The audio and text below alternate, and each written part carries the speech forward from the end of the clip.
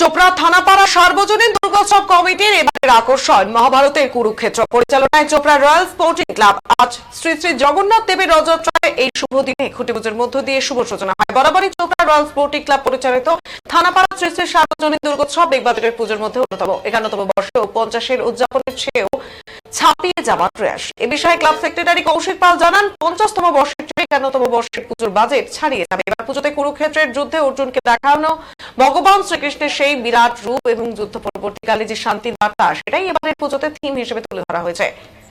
তার চেষ্টা করা হবে 50-এর উদযাপনের চেয়ে এবারের পুজোর বাজেট ছাপিয়ে যাবে। আজকে কি কর্মসূচি ছিল আপনাদের? আমাদের ক্লাবের 51তম বর্ষ দুর্গাপূজার আজকে খুঁটি পূজা ছিল। আর খুঁটি পূজা করে আমাদের দুর্গাপূজার শুভ সূচনা করলাম আমরা আজকে।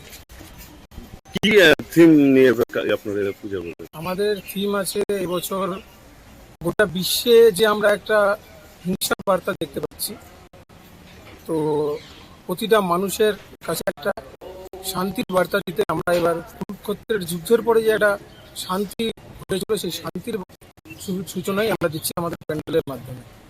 তাতে আমাদের শ্রীকৃষ্ণের যে বিশ্বরূপটা দর্শন করিয়েছিল অর্জুনকে, সেই আদলে আমাদের এই বছরের দুর্গাপূজার প্যান্ডেল তৈরি হচ্ছে।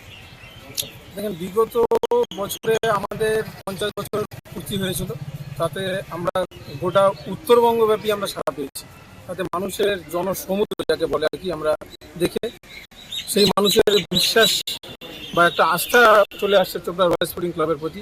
একটা বড় পূজা আমরা উপহার যেন পাই চোপড়া রয়্যাল